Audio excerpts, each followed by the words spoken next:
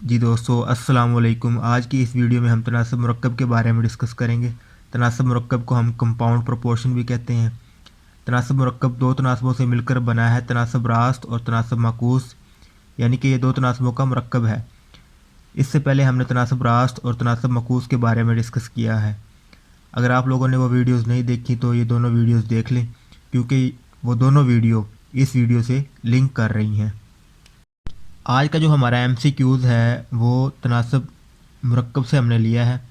तनासब मुरक्कब में जो हमारा सवाल होता है उसमें या तो वो दोनों तनासब रास्त से मिलकर बनता है, या वो दो तनासब माकूस से मिलकर बनता है, या उनमें से एक तनासब रास्त और दूसरा तनासब माकूस उन दोनों के मिलने से बनता है।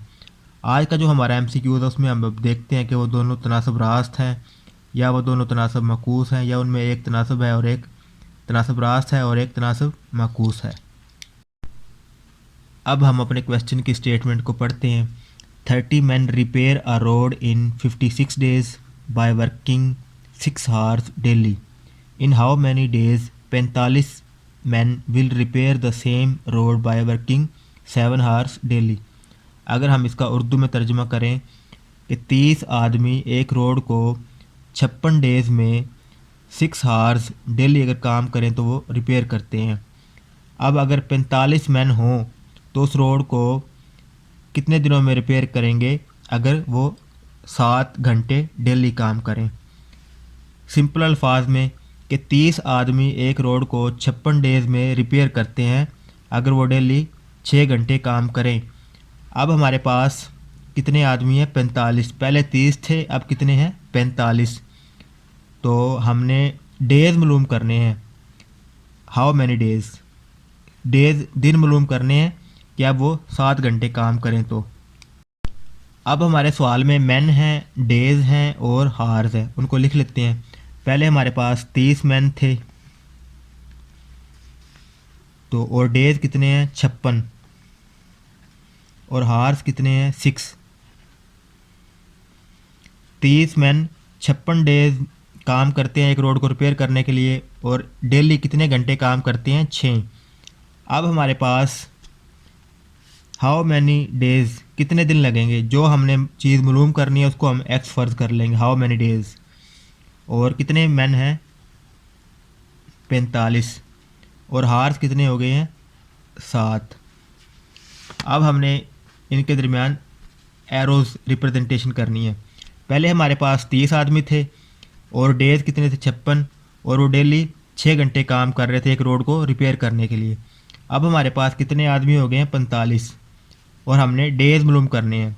हमारे पास दिन बढ़ गए हैं तो डेज़ हमारे पास कम लगेंगे, मज़दूर बढ़ गए हैं। पहले 30 थे, अब कितने हो गए हैं? 45।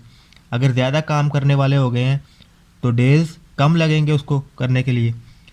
और एरो रिप्रेजेंटेशन हमने कैसे लगानी? जो चीज़ हमें मालूम हो कम से ज़्यादा की तरफ, 30 से 45 की तरफ आएंगे, फिर हम कम से ज़्यादा की तरफ। और अब डेज हमारे क्या हैं? पहले अगर हमारे पास 30 थे तो 56 डेज थे, अब मज़दूर बढ़ गए हैं तो दिन कम लगेंगे, यानी कि मज़दूर बढ़ गए हैं दिन कम लगेंगे। ये कौन सा तनासब हो गया? तनासब मकूस। आदमी बढ़ रहे हैं, डेज कम हो रहे हैं। तनासब मकूस में हमने क्या देखा था कि एक दूसरे के वो उलट होंगे, अगर एक चीज़ बढ़ रही है दूसरी कम हो रही होगी। अब हमने अपने डेज़ का रिलेशन हमारे हार्स के साथ देखना है कि 56 डेज़ काम कर रहे थे वो डेली 6 आवर्स, अब 7 घंटे काम शुरू कर दिया उन्होंने। अब डेली का 7 घंटे काम शुरू कर दिया, पहले 6 घंटे काम कर रहे थे। अगर हार्स बढ़ गए हैं तो डेज़ भी फिर वो कम होंगे, यानी कि हार्स बढ़ रहे हैं और डेज़ कम होंगे, क्योंकि पहले 6 घंटे काम कर रहे थे अब 7 घंटे काम कर रहे हैं। अब ज़्यादा घंटे काम करेंगे तो फिर भी डेज़ कम लगेंगे। हार्स बढ़ गए हैं, डेज़ कम हो रहे हैं, तो ये भी कौन सा तनासब हो गया? तनासब मकूस। डेज़ बढ़ गए हैं और हार्स बढ़ गए हैं और डेज़ कम हो रहे हैं, यानी कि एक चीज़ बढ़ रही है दूसरी कम हो रही है।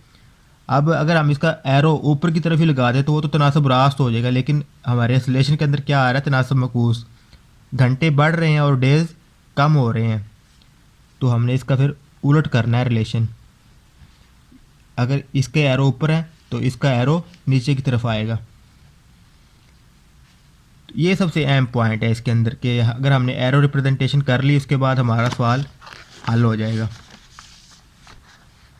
अब हमने कैसे करना है कि जो एरो के सामने वाली रकम होगी वो बटे के अंदर होगी, 30 बटे में 45, और जो चीज़ हमने मालूम करनी है वो बराबर से उस तरफ होगी, यानी कि ये जो चीज़ मालूम है हमें ऑलरेडी वो दोनों तरफ खा रही होंगी, जैसे ये 30 और 45 और 6 बटे में 7, यानी कि ये इस तरह एक्स वाली चीज़ बराबर से इस तरफ होगी, एक्स बटे में 56। तो इस तरह यानी कि जो चीज़ हमें मालूम करनी है वो बराबर के इस तरफ होगी, सिर्फ उसके साथ और कोई रकम नहीं होगी। और जो चीज़ें मालूम है जैसे 6 बटे में 7 और 30 बटे में 45, ये दोनों आपस में ज़रब कर रहे होंगे। जो चीज़ हमने मालूम करनी है वो बराबर से इस तरफ होगी, बस वो अकेली रकम होगी। ये भी बड़ा अहम पॉइंट है। ये 2 पॉइंट याद रखने, एक एरो रिप्रेजेंटेशन में और एक जिस टाइम इसको सिंप्लीफाई करना है, हल करना है, उस वक्त जो एक्स वाली रकम होगी वो अलग लिखनी है सिर्फ। तो इसको मज़ीद सिंप्लीफाई कर लें। अगर हम इसको 15 पे काट दें, 15 ज़रब 2 30 हो जाएगा और 15 ज़रब 3 45।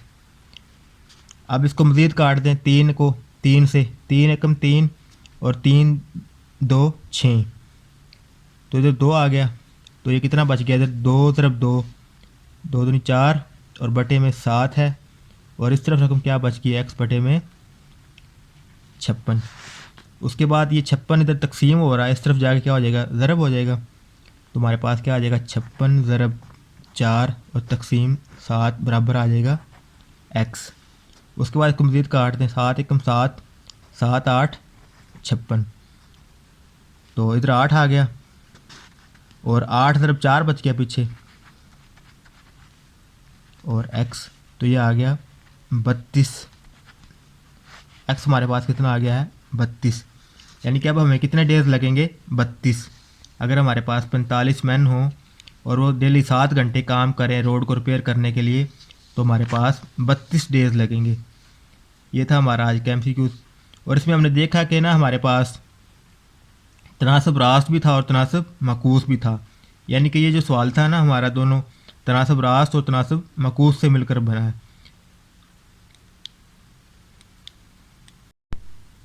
अगर आप लोगों को ये वीडियो अच्छी लगी हो तो हमारे इस चैनल को ज़रूर सब्सक्राइब कर लें और इस वीडियो की डिस्क्रिप्शन को भी ज़रूर चेक करें, इसमें इम्पोर्टेंट मैथ से रिलेटेड वीडियोज़ के लिंक दिए हुए हैं।